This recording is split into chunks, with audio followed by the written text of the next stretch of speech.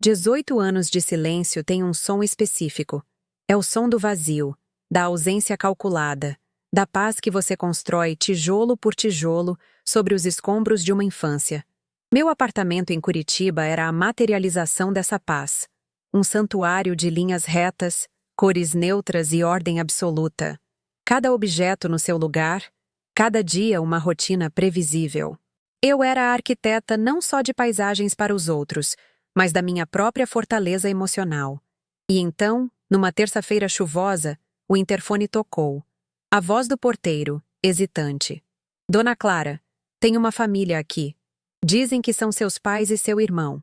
Eva, Marcos e Pedro. Meu coração, uma máquina que eu havia treinado para bater em ritmo constante, falhou. Por um segundo, a menina de 8 anos, abandonada num posto de gasolina, assumiu o controle. Mas a mulher de 26, a que pagava o financiamento daquela fortaleza, a que aprendeu que a única segurança real é a que você mesma cria, a empurrou de volta para o fundo da mente.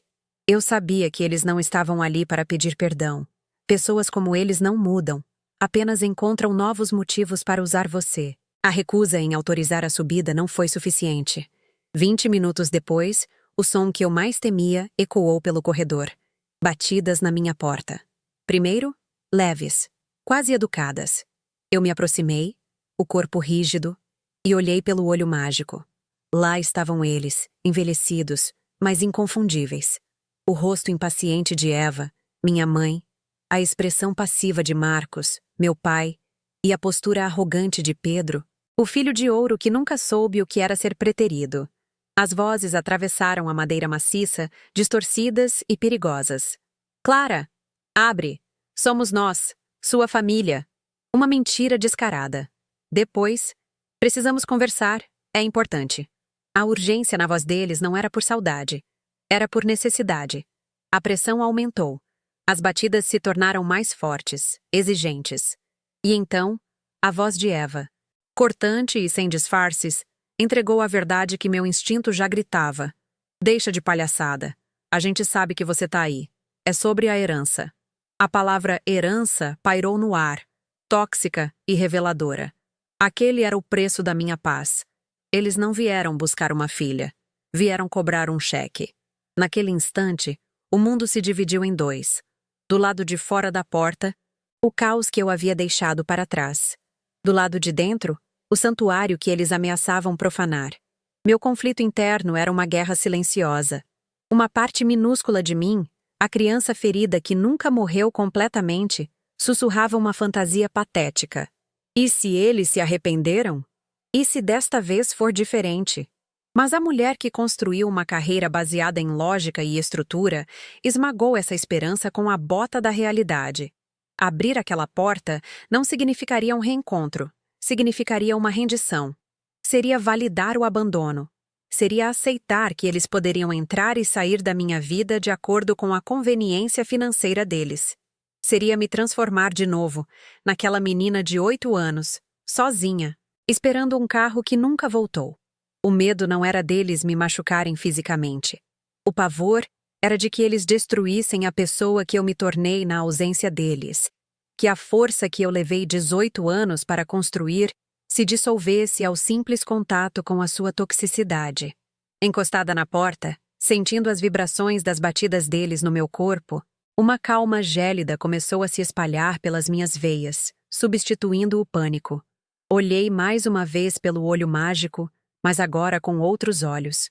Não via uma mãe, um pai e um irmão. Via intrusos. Intrusos tentando violar uma fronteira que eu havia estabelecido com meu próprio sangue, suor e solidão.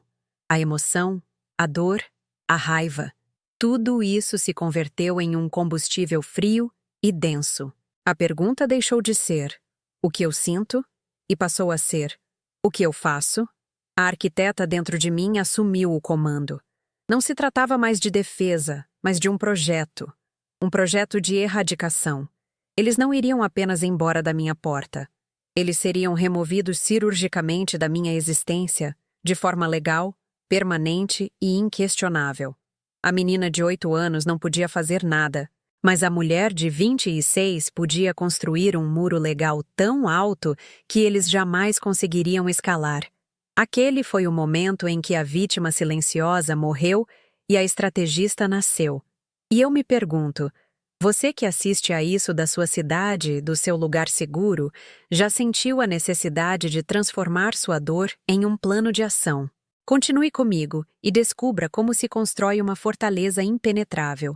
A batida deles na minha porta não era o começo de uma história. Era o epílogo indesejado de uma que eu já havia encerrado há 18 anos. As pessoas pensam no abandono como um evento único, um momento congelado no tempo. A porta de um carro batendo, o som dos pneus no asfalto, o silêncio que vem depois. Para mim, o posto de gasolina não foi um evento singular. Foi a conclusão lógica de uma tese que minha mãe, Eva, vinha escrevendo desde o meu nascimento. A tese era simples. Eu era um problema a ser resolvido, um teste a ser aplicado, um fardo a ser eventualmente descartado. Aquele dia, sob a luz fria e impessoal do posto, ela simplesmente entregou a versão final do seu trabalho. O que eles não entendiam, e nunca entenderiam, é que o choque não foi ser deixada para trás. O choque teria sido se eles tivessem voltado. A surpresa, 18 anos depois, não era a ganância deles, mas a audácia de acreditarem que ainda tinham o direito de bater à minha porta. Nossa casa nunca foi um lar. Era um laboratório. Eva era a cientista-chefe, uma narcisista com um fascínio doentio por testar os limites da resiliência humana. E eu era sua única cobaia. Marcos, meu pai, era o assistente de laboratório passivo, o homem que via os experimentos cruéis e anotava os resultados em seu silêncio conivente, justificando tudo como métodos de criação difíceis. E Pedro, meu irmão, era o projeto de sucesso, o filho de ouro mantido em uma estufa de privilégios, aprendendo desde cedo que minha dor era o adubo para o seu crescimento. Qualquer erro dele era, por algum passe de mágica argumentativa de Eva, minha responsabilidade. Qualquer acerto meu era ignorado ou minimizado, para não ofuscar o brilho do seu precioso herdeiro. Eu não cresci em uma família. Eu sobrevivi a um ecossistema tóxico projetado para me manter pequena, culpada e eternamente em dívida por uma afeição que nunca existiu de verdade. Os testes de Eva eram a base da minha educação emocional. Não se tratava de aprender a amarrar os sapatos ou a tabuada. Eram lições sobre imprevisibilidade e desamparo. Um dia, ela escondia meu material escolar minutos antes de eu ter que sair para a prova, apenas para observar meu pânico e depois me acusar de ser desorganizada. Em outro, prometia um passeio que eu aguardava por semanas, e na hora de sair, anunciava que havia mudado de ideia porque meu comportamento na terça-feira anterior não tinha sido adequado. Eram jogos de poder sutis e devastadores, projetados para me ensinar uma única lição. Nada era garantido, a segurança era uma ilusão, e o afeto dela era uma moeda que eu nunca teria o suficiente para comprar. Marcos assistia a tudo, impassível. Seu silêncio era um muro contra o qual meus apelos silenciosos se espatifavam. Ele não me protegia. Ele validava a tortura dela com sua inação, ensinando-me que meu sofrimento não era digno de intervenção. A memória mais nítida, a que o frio de Curitiba ainda traz à tona, é a da sacada. Eu tinha 6 anos e respondi a uma ordem dela. A punição foi ser trancada do lado de fora. Era inverno. Lembro-me do frio cortante do piso de cerâmica sob meus pés descalços, do vidro gelado da porta contra minhas mãos pequenas. Eu podia vê-los lá dentro, na sala aquecida. A televisão estava ligada. Pedro ria de um desenho animado e meus pais conversavam como se nada estivesse acontecendo. Eu não era uma filha sendo disciplinada. Eu era um objeto que havia sido colocado para fora. Bati no vidro, chorei, pedi para entrar. Eles não olhavam. Foram 2 horas de invisibilidade forçada, 2 horas aprendendo que, para eles, minha existência era condicional. Quando finalmente abriram a porta, Eva não disse nada. Apenas me lançou um olhar que dizia: aprendeu a sua lição? E eu aprendi. Aprendi que o amor deles era tão quente quanto aquele vidro no inverno. 1 ano depois, O alvo foi meu único consolo. Um urso de pelúcia surrado chamado Barnabé. Ele era meu confidente. O único ser naquele universo que ouvia meus segredos sem julgamento. Uma manhã, ele simplesmente desapareceu. Procurei por toda a casa, o desespero crescendo em meu peito. Quando perguntei a Eva, ela me olhou com uma frieza cirúrgica, uma expressão que não demonstrava empatia, apenas uma curiosidade clínica sobre minha reação. Ah, o urso, ela disse, com um falso tom de quem tenta se lembrar de algo sem importância. Deve ter se perdido. Coisas se perdem quando a gente não cuida direito. Provavelmente você não o merecia. A frase, você não o merecia, se tornou o refrão da minha infância. Ela não apenas tirou meu único objeto de conforto, ela me culpou pela perda, cravando em minha mente a ideia de que eu era fundamentalmente falha, indigna até mesmo do amor de um brinquedo inanimado. Foi um ato de pura crueldade psicológica, um assassinato de um pequeno pedaço da minha alma. Enquanto eu era submetida a esses experimentos de desconstrução emocional, Pedro florescia. Ele era a prova viva de que o amor naquela casa existia. Só não era para mim. Se ele quebrava um prato, a culpa era minha por tê-lo distraído. Se ele ia mal em uma prova, era porque eu não o ajudei o suficiente. Marcos, meu pai, participava ativamente desse teatro, elogiando Pedro por feitos banais e ignorando qualquer conquista minha. Ele era o cúmplice perfeito para o narcisismo de Eva, o espelho que refletia a imagem de família perfeita que eles queriam projetar, com um filho de ouro e uma filha problema. A passividade dele não era fraqueza, era uma escolha. Ele escolheu o conforto de não confrontar Eva em vez de proteger a própria filha. E Pedro, observando tudo, aprendeu a lição mais valiosa de todas. Ele podia fazer o que quisesse, pois sempre haveria eu para absorver as consequências. Ele não era apenas o filho favorito. Ele era o meu carrasco mirim, treinado e incentivado pelos nossos pais. Portanto, quando eles bateram na minha porta, não vi uma família buscando reconciliação. Vi a cientista, seu assistente silencioso e o projeto bem-sucedido, todos ali para começar um novo experimento. Eles não entendem que a Clara que eles criaram, a menina que aprendeu a sobreviver ao frio, à perda e à invisibilidade, usou essas mesmas lições para construir uma fortaleza. Meu apartamento minimalista, minha rotina controlada, minha carreira baseada em lógica e estrutura. Nada disso é por acaso. É a arquitetura da minha sobrevivência. Cada decisão que tomei desde que saí do orfanato foi um tijolo colocado em um muro alto e impenetrável, projetado para manter o caos do meu passado do lado de fora. Eles pensaram que encontrariam uma menina ferida e carente, pronta para aceitar migalhas em troca de uma herança. O que eles encontraram foi a muralha, e eles não faziam ideia de que fui eu quem a projetei, e que eu sabia exatamente como defendê-la. A recusa em deixá-los subir não foi uma barreira, foi um desafio. E pessoas como Eva nunca recusam um desafio ao seu poder. As batidas na porta, que começaram como um chamado hesitante, rapidamente se transformaram em uma percussão de exigência. O som ecoava pelo meu apartamento minimalista, uma violação acústica da paz que eu havia projetado com tanto cuidado. Cada batida era um golpe contra a minha soberania. A voz de Eva, antes melosa e falsamente maternal, adquiriu a aresta cortante que eu conhecia tão bem. Clara, querida, não seja infantil. Sabemos que você está aí. A palavra infantil era uma arma, projetada para me diminuir, para me transportar de volta àquela casa onde minha opinião não tinha valor. A pressão não era apenas na madeira da porta. Era uma pressão psicológica, uma tentativa de esmagar minhas defesas antes mesmo que eu pudesse fortalecê-las. Eles não estavam pedindo para entrar, estavam ordenando que eu me rendesse. As vozes se sobrepunham, criando uma cacofonia de manipulação. A de Marcos era um murmúrio fraco, o som da cumplicidade. Filha, só queremos conversar. Sua mãe está preocupada. Preocupada. A palavra soava como um insulto na boca dele, o homem que assistiu a anos de crueldade em silêncio.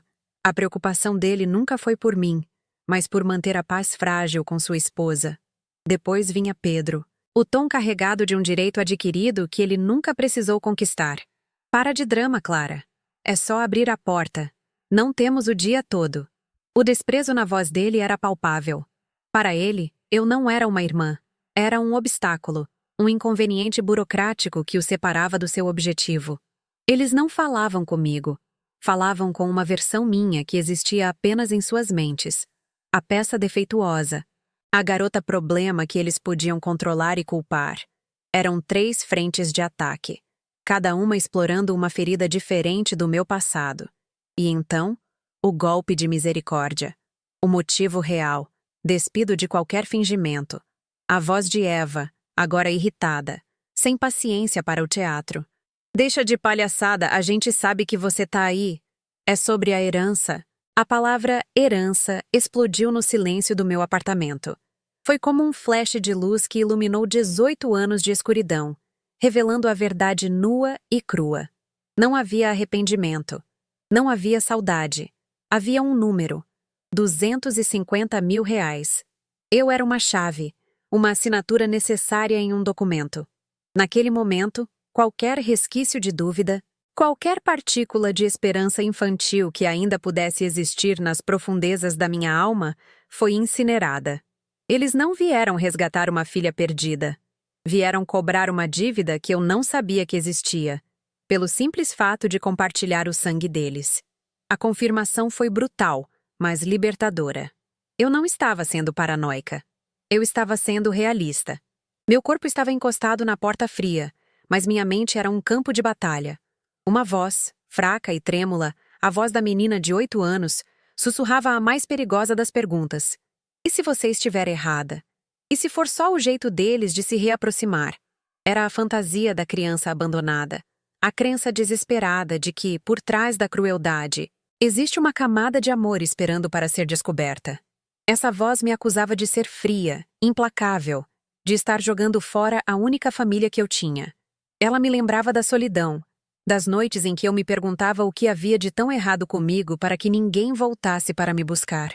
Era a voz da culpa, uma programação antiga instalada por Eva, que me dizia que eu era a responsável por consertar os laços que eles mesmos haviam rompido. Por um instante terrível, essa voz quase me convenceu a girar a maçaneta. Mas outra voz, mais forte e mais calma, a voz da arquiteta de 26 anos, respondeu com a lógica fria do concreto e do aço. Ela me lembrou que sentimentos não constroem estruturas seguras. Fatos, sim.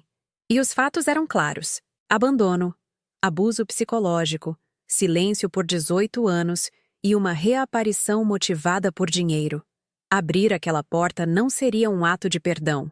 Seria um ato de autodemolição.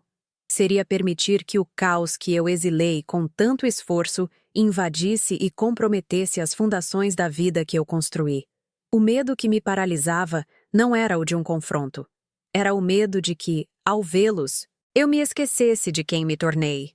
O pavor de que a mulher forte e independente se dissolvesse, e em seu lugar restasse apenas a menina assustada na sacada, tremendo de frio, implorando por um calor que nunca viria. A minha paz era o meu projeto mais importante, e eles eram a equipe de demolição.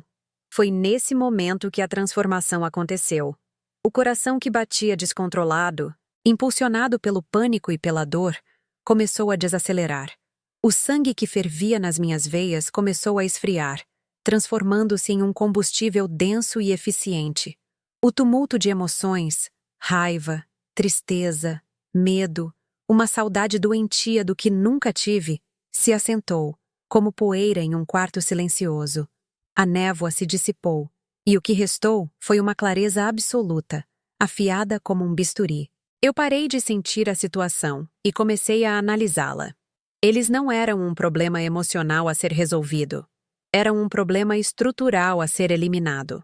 A vítima dentro de mim, que chorava pela injustiça, deu lugar à estrategista, que calculava a resposta mais eficaz.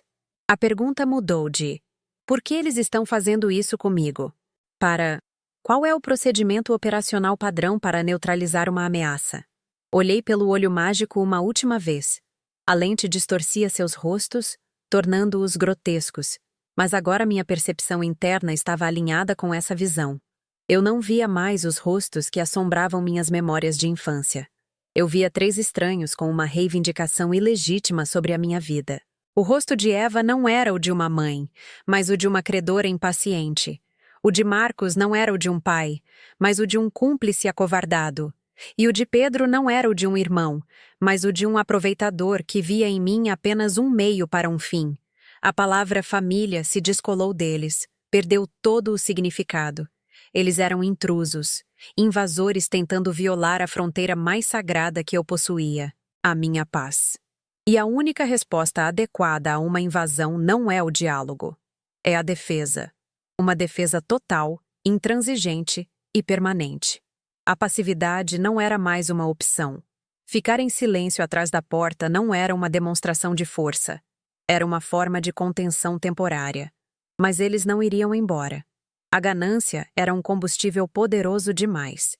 Se eu não agisse, eles continuariam a bater, a gritar, a perturbar meus vizinhos, a tentar me desgastar até que eu cedesse. Permanecer passiva significaria entregar a eles o controle da situação, permitir que eles ditassem os termos do confronto. E eu passei 18 anos aprendendo a nunca mais entregar o controle da minha vida a ninguém.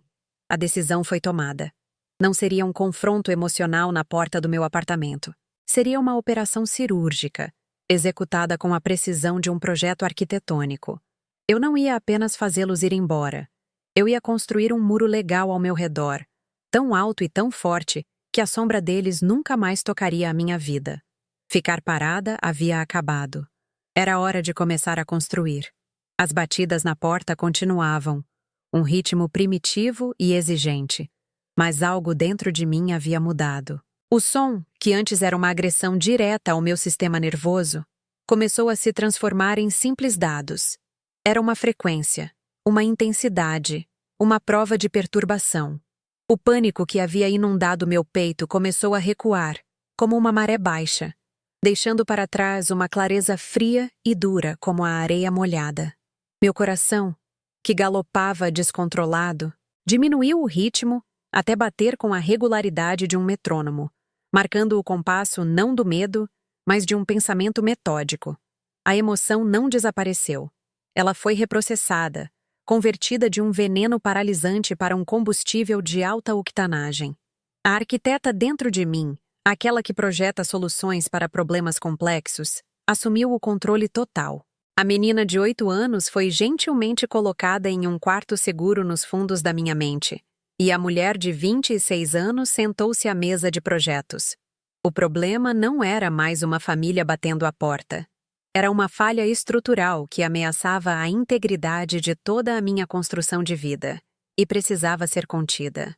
Olhei pelo olho mágico uma última vez, mas agora com um distanciamento clínico, como um engenheiro inspecionando uma rachadura em uma parede de contenção.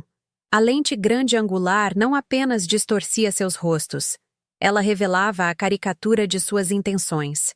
Eu não via mais uma mãe, um pai e um irmão. Eu via uma composição de ameaças. O rosto de Eva era o da credora impaciente, frustrada porque o caixa eletrônico humano se recusava a liberar o saque. O de Marcos era o do cúmplice silencioso, o motorista de fuga que fica no carro com o motor ligado, esperando que o assalto termine logo. E o de Pedro era o do herdeiro arrogante, ultrajado pela audácia de uma propriedade que se recusa a ser liquidada. A palavra família se desprendeu deles como um rótulo mal colado, caindo no chão e se revelando oco. Eles não eram minha família invadindo meu lar. Eram estranhos tentando executar uma apropriação indébita da minha paz. E o fato de compartilharmos DNA tornava a violação ainda mais hedionda, não menos. A partir dessa constatação, o problema deixou de ser emocional e tornou-se puramente arquitetônico. A minha vida, a minha paz, o meu apartamento eram uma estrutura que eu havia projetado e construído com precisão milimétrica sobre um terreno instável de abandono e trauma. Eles não eram uma visita indesejada. Eram uma infiltração, Uma força externa aplicando pressão contínua sobre o ponto mais fraco da fundação. E não se negocia com uma infiltração. Você não argumenta com a umidade. Não tenta fazê-la entender o seu ponto de vista. Você a localiza, a expõe e a erradica antes que ela apodreça a estrutura inteira. Minha decisão, portanto, não foi tomada com raiva, mas com a lógica fria de um calculista. Não se tratava de vingança, de fazê-los sofrer como eu sofri. Tratava-se de profilaxia, de uma remoção cirúrgica e legal que os extirparia da minha vida de forma permanente, garantindo que nunca mais pudessem ameaçar as vigas mestras da minha sanidade e segurança. Eu compreendi, com uma lucidez assustadora, que qualquer resposta emocional da minha parte seria uma vitória para eles. Gritar através da porta, chorar, abrir para argumentar. Tudo isso me colocaria de volta no tabuleiro deles, jogando com as regras que Eva escreveu há mais de 2 décadas. Seria validar a premissa deles de que eu ainda era a filha reativa, infantil e descontrolada que eles podiam manipular com culpa e pressão. Seria entregar a eles as chaves do meu santuário. A única forma de vencer era recusar-se a jogar. Sair do campo emocional, onde eles eram mestres da manipulação, e levá-los para o meu, o campo da lógica, da documentação, da evidência e da lei. Onde as palavras deles não teriam valor. Onde a preocupação de Marcos seria irrelevante. Onde o direito adquirido de Pedro não existia. Onde o narcisismo de Eva se chocaria contra o muro impessoal dos fatos registrados. A minha força não estava no volume da minha voz, mas no silêncio da minha estratégia. Minha decisão não foi um grito, foi um clique silencioso de uma engrenagem se encaixando no lugar. Um plano que existia há anos como uma contingência teórica, um projeto de emergência guardado em uma pasta mental, foi ativado. Eu não queria apenas que eles fossem embora da minha porta naquele dia. Eu queria um documento, uma ordem judicial, um carimbo do Estado que validasse a fronteira que eu estava traçando. Queria que a distância entre nós não fosse mais uma escolha minha, renovada a cada dia, mas uma imposição da lei, inquestionável e permanente. A paz não seria mais um estado de espírito que eu precisava defender ativamente. Seria uma cláusula legal, registrada em cartório. Eles usaram a palavra herança como uma arma para forçar a entrada, e eu usaria a lei como um escudo para garantir sua exclusão definitiva. A ironia era quase poética. Eles vieram em busca de um direito que achavam que tinham, e sairiam tendo perdido até mesmo o direito de se aproximar de mim. Afastei-me da porta. O som das batidas agora um ruído de fundo irrelevante. A trilha sonora da minha própria transformação. O corredor do meu apartamento, antes uma zona de contenção, tornou-se meu centro de comando. Caminhei com passos firmes até meu escritório, o coração da minha fortaleza, o lugar onde a ordem e a lógica reinavam absolutas. Não havia mais hesitação, não havia mais conflito. A vítima havia cedido seu lugar à estrategista. O tempo de análise havia terminado. O tempo de execução havia começado. Sentei-me à minha mesa, o tampo de vidro frio sob minhas mãos, e peguei meu celular. Mas o primeiro número que disquei não foi o de uma amiga para desabafar, nem o deles para confrontar. Foi o início de um procedimento. O primeiro passo de um projeto meticulosamente planejado para construir um muro legal tão alto e tão espesso que a sombra deles nunca mais alcançaria a minha vida. O projeto da minha liberdade definitiva estava prestes a começar. O meu escritório não era apenas um cômodo, era o cérebro da minha fortaleza. O lugar onde a emoção era traduzida em plantas baixas e a dor em cálculos estruturais. Afastei-me da porta, deixando para trás o ruído branco da fúria deles, e caminhei até lá com a precisão de um autômato. Sentei-me à minha mesa, o tampo de vidro frio sob a palma das minhas mãos, e peguei meu celular. A tela se acendeu, iluminando meu rosto em uma máscara de concentração. Meus dedos não tremiam. Com um toque, abri o aplicativo de gravador de voz. O ícone vermelho pulsou uma vez, e o silêncio do meu lado da porta começou a capturar a cacofonia do lado deles. Cada insulto de Eva, cada murmúrio covarde de Marcos, Cada zombaria arrogante de Pedro não era mais um ataque pessoal. Era um arquivo de áudio. Estava transformando a agressão deles em prova A. Aquele simples ato de pressionar gravar foi o primeiro tijolo do meu contra-ataque. Uma declaração silenciosa de que o jogo havia mudado e agora seria jogado com as minhas regras no meu campo. O áudio capturava a essência de cada um deles com uma clareza brutal. Clara, sua ingrata, depois de tudo que fizemos por você, gritava a voz de Eva, a clássica inversão de culpa de uma narcisista. Era a mesma retórica que ela usava quando eu era criança. Mas agora, em vez de me ferir, estava sendo catalogada como evidência de assédio moral. Em seguida, a voz pastosa de Marcos. Filha, por favor, só queremos o que é nosso por direito. A confissão involuntária, a admissão de que o motivo era puramente financeiro, estava agora imortalizada em um arquivo digital. E por fim, a contribuição de Pedro, venenosa e petulante. Se ela não abrir, a gente arromba. Quero ver quem impede. A ameaça direta, a cereja no bolo da perturbação. Eu ouvia não como uma filha ferida, mas como uma arquivista. Cada palavra deles era um prego que eles mesmos martelavam em seu próprio caixão legal. Eles achavam que estavam pressionando uma vítima. Na verdade, estavam ditando sua confissão para o meu gravador. Este plano não nasceu do pânico daquele momento. Ele foi concebido 2 anos antes, em uma sala de reuniões silenciosa, com cheiro de livros e café. Lembro-me da doutora Helena Ribeiro, uma advogada de 50 e poucos anos, cujos olhos transmitiam uma mistura rara de empatia e aço. Enquanto eu contava minha história, ela não me olhava com pena, mas com validação. Foi ela quem me orientou a obter cópias autenticadas de todo o processo da Vara da Infância e Juventude, o boletim de ocorrência original do meu abandono, os relatórios da assistente social, a decisão do juiz.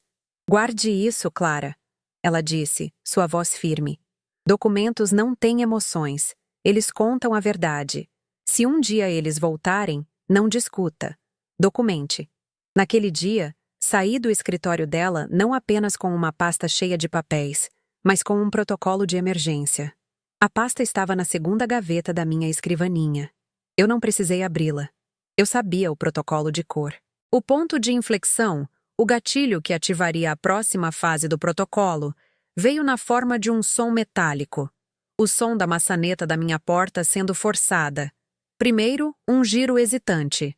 Depois, uma pressão mais forte, um chacoalhar violento.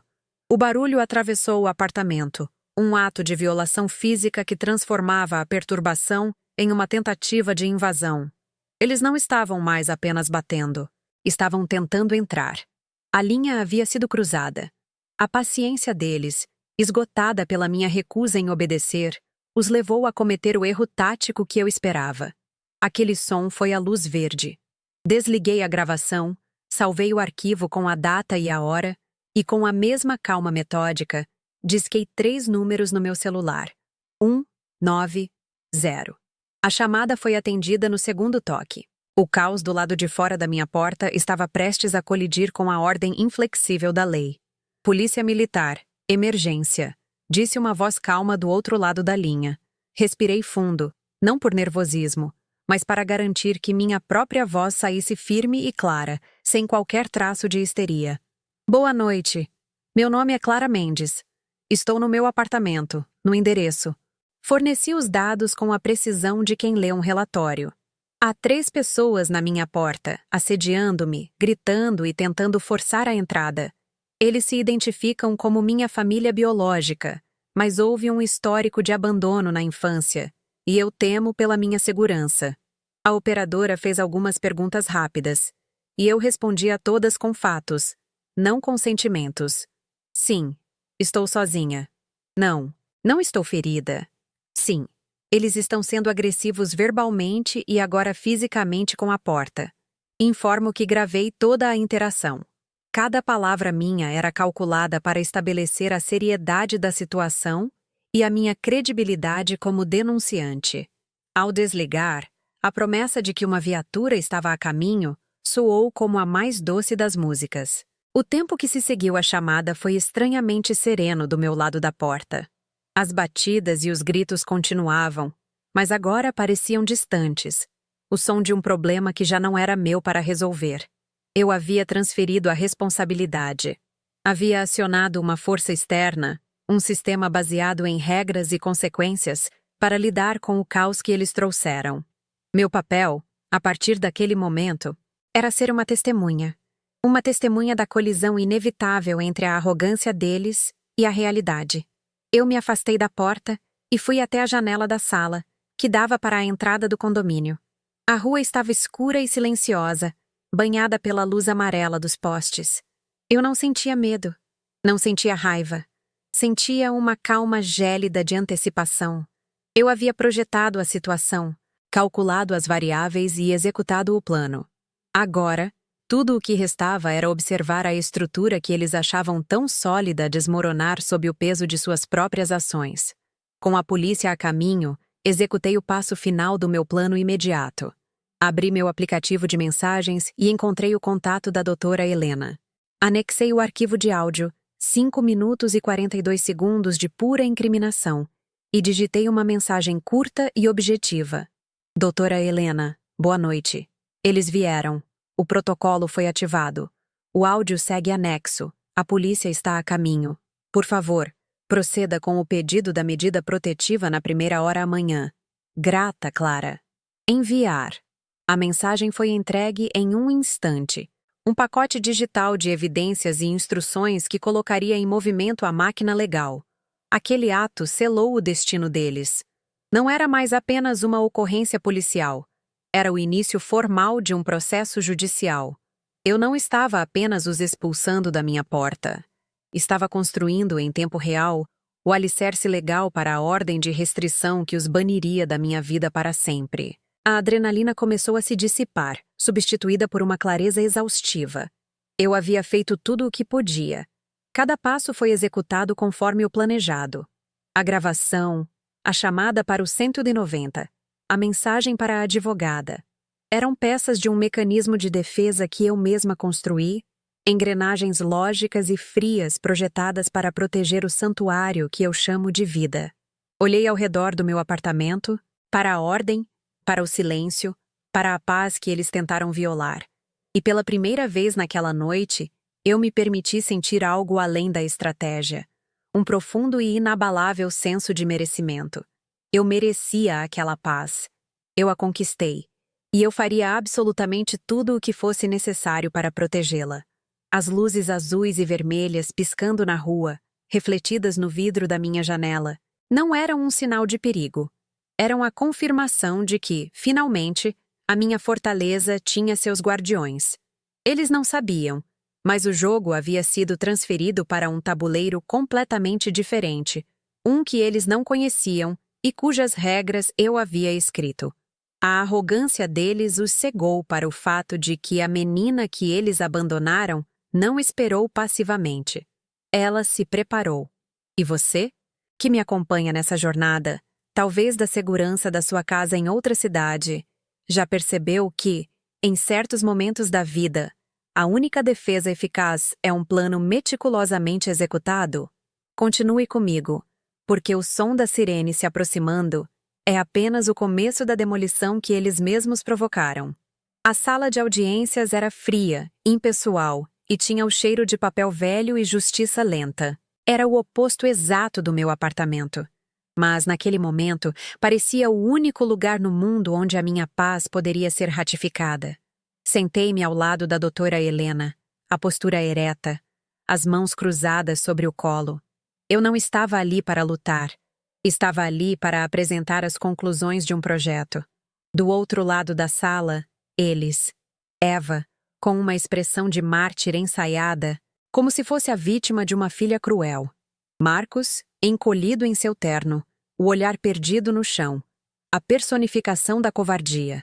E Pedro, fervendo de raiva e impaciência, seu rosto contorcido em uma careta de quem se sente ultrajado por ter sido forçado a participar daquela burocracia.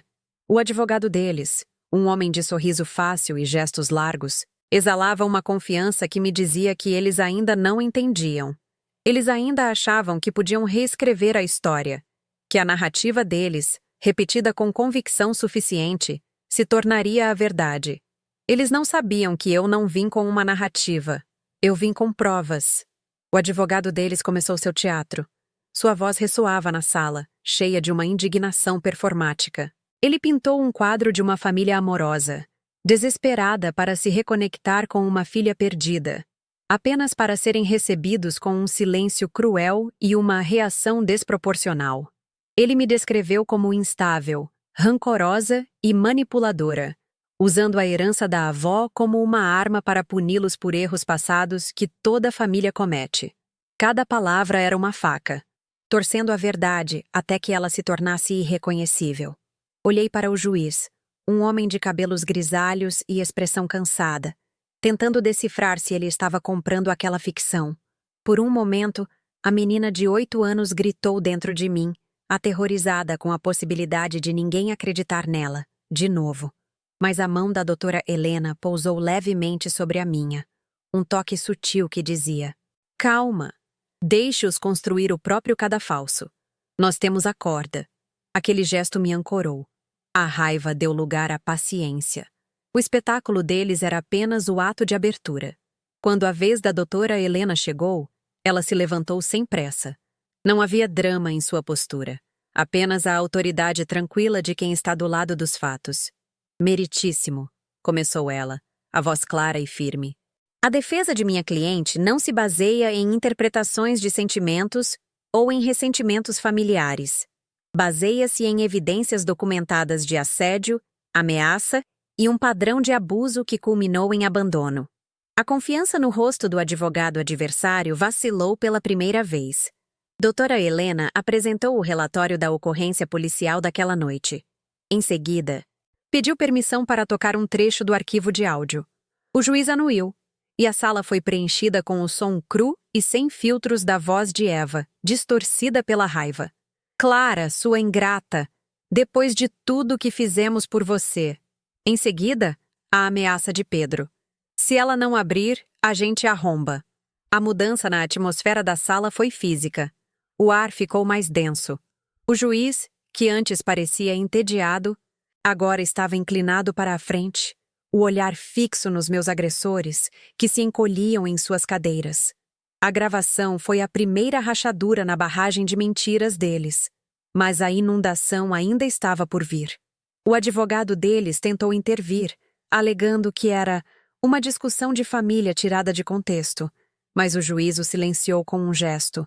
A expressão de Eva era de puro choque. Em sua mente narcisista, ela provavelmente não se lembrava de ter soado tão agressiva. Sua realidade se moldava à sua conveniência. Mas a tecnologia não mente. O gravador capturou a verdade nua. E agora aquela verdade estava ecoando nas paredes de um tribunal.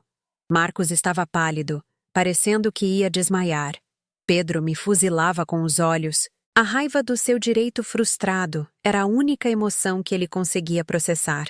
O poder na sala estava começando a se deslocar. Ele estava escorrendo do lado deles da mesa, como areia por entre os dedos, e se acumulando do meu lado, sólido e inegável.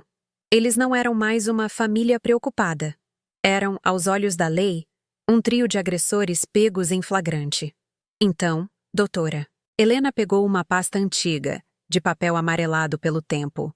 Por fim, meritíssimo, para que não reste dúvida sobre o contexto que levou minha cliente a temer por sua segurança, gostaria de apresentar os autos do processo de abandono de 18 anos atrás, da Vara da Infância e Juventude.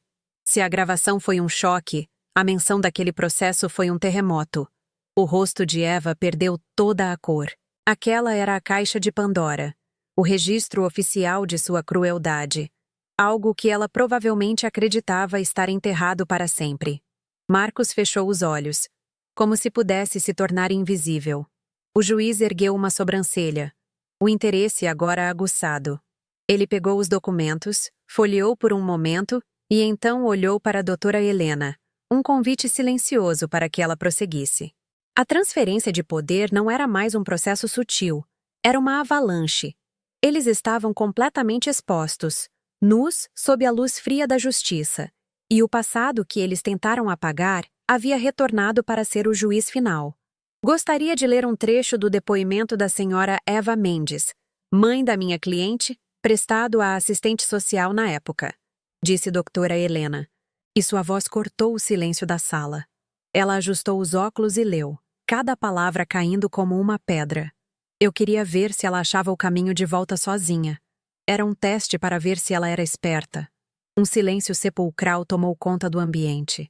Não era um silêncio vazio, era um silêncio pesado, cheio da compreensão horrível do que aquelas palavras significavam. A frase pairou no ar, desprovida de qualquer justificativa, revelando a monstruosidade do ato em sua forma mais pura. Não foi um acidente. Não foi um desespero. Foi um experimento. Olhei para o juiz. Seu rosto era uma máscara de incredulidade e repulsa. Ele ergueu os olhos dos papéis e olhou diretamente para Eva. E naquele olhar, eu vi a validação que esperei por 18 anos. A narrativa deles não estava apenas destruída, havia sido aniquilada pelas próprias palavras de sua arquiteta. Eva não disse nada. Não havia nada a ser dito. O poder havia deixado seu corpo. Ela era apenas uma mulher pequena e cruel, exposta em um tribunal. A voz do juiz, quando finalmente quebrou o silêncio, era fria como aço. Pedido indeferido, ele declarou, o martelo batendo na madeira com um som definitivo. E a medida protetiva de urgência concedida a favor da senhora Clara Mendes é, a partir desta data, convertida em uma ordem de restrição permanente. As palavras ecoaram. Permanente. Era o fim. O advogado deles começou a balbuciar algo, mas o juiz o ignorou. Eva parecia ter envelhecido 10 anos em 10 minutos. Marcos olhava para o nada. A raiva de Pedro havia se transformado em um ódio impotente. Levantei-me e, pela primeira vez, olhei diretamente para eles. Não havia mais medo, nem raiva, nem sequer pena. Havia apenas nada. Eles eram estranhos, figuras de um passado que acabara de ser legalmente encerrado. Saí da sala de audiências com doutora Helena ao meu lado, sem olhar para trás. O ar do corredor parecia mais leve. Eu não sentia a euforia da vitória, mas a paz profunda e inabalável do encerramento. A guerra havia acabado, não porque eu a venci, mas porque eu havia, finalmente, construído um muro alto o suficiente para que o som da batalha nunca mais me alcançasse. Ao cruzar a porta do meu apartamento naquela tarde, o som do clique da fechadura foi diferente. Não era mais o som de uma barreira contra o mundo. Era o som de um selo. O ar dentro do meu santuário parecia mais leve, mais puro. As linhas retas dos móveis, a paleta de cores neutras, a ordem meticulosa de cada objeto. Tudo aquilo que antes era parte da minha armadura, agora era simplesmente a expressão da minha paz. Não havia euforia. Não havia o calor de uma vitória triunfante. O que senti foi a quietude profunda que se segue a uma febre que finalmente cedeu. Sentei-me no sofá. O mesmo lugar onde tantas vezes projetei jardins para outras pessoas, e pela primeira vez senti que o meu próprio terreno estava enfim seguro. A ordem de restrição permanente não era apenas um pedaço de papel. Era a escritura da minha soberania. Era o Estado validando a fronteira que eu precisei traçar com o meu próprio sangue e solidão. A guerra tinha acabado, e o silêncio que restou não era de vazio, mas de plenitude. Naquela noite, no entanto, no meio da calmaria, eu me permiti um luto. Não por eles, não pela família que se revelou uma farsa, mas pela ilusão que eu precisei matar. Em algum canto esquecido da minha mente, a menina de 8 anos ainda guardava a esperança microscópica de que um dia o carro voltaria. Ela acreditava que, por trás da crueldade, havia uma explicação, um amor distorcido que poderia ser consertado. A audiência, as palavras frias lidas daquele processo antigo, não mataram apenas a reivindicação deles sobre a herança. Mataram essa última e teimosa fantasia infantil. Chorei por aquela menina, não por pena, mas por respeito. Ela sobreviveu o suficiente para me entregar o comando. E meu dever, como a adulta que ela me permitiu ser, era dar um enterro digno à sua esperança. Foi uma perda necessária, a amputação de um membro fantasma que doía há 18 anos. E pela primeira vez, a ausência dele trouxe alívio em vez de dor. O que eu ganhei, em troca daquela fantasia, foi algo infinitamente mais valioso. A certeza. A certeza de que minha percepção da realidade não era uma falha, mas um instinto de sobrevivência apurado. A certeza de que eu era capaz não apenas de construir muros físicos, mas de erguer defesas legais e emocionais inexpugnáveis. O controle que eu buscava na minha rotina metódica e no meu perfeccionismo profissional deixou de ser uma reação ao trauma e se tornou uma escolha consciente. Eu não precisava mais controlar cada milímetro do meu ambiente para me sentir segura. Eu era a segurança.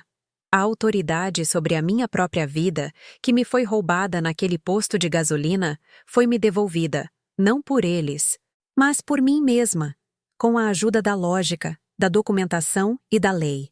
A arquiteta dentro de mim não estava mais apenas projetando espaços para os outros. Ela havia concluído seu projeto mais importante, a fundação da sua própria existência. Hoje, quando olho pela janela do meu apartamento em Curitiba, não vejo apenas uma paisagem urbana. Vejo um horizonte de possibilidades que antes era obscurecido pela sombra de um passado que não era meu para carregar.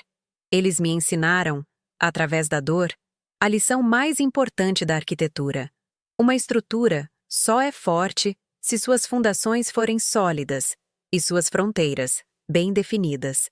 Eles tentaram invadir meu projeto de vida, acreditando que laços de sangue lhes davam direito de propriedade. O que não entenderam é que família não é de quem você vem, mas para onde você pode voltar e se sentir seguro. E lar não é a casa onde você nasce, mas a fortaleza que você constrói para proteger quem você se tornou. Eu não sou mais a filha abandonada. Eu sou a arquiteta. E meu projeto agora é viver em paz na casa que eu mesma construí. Uma casa com muros altos o suficiente para que apenas o que nutre tenha permissão para entrar.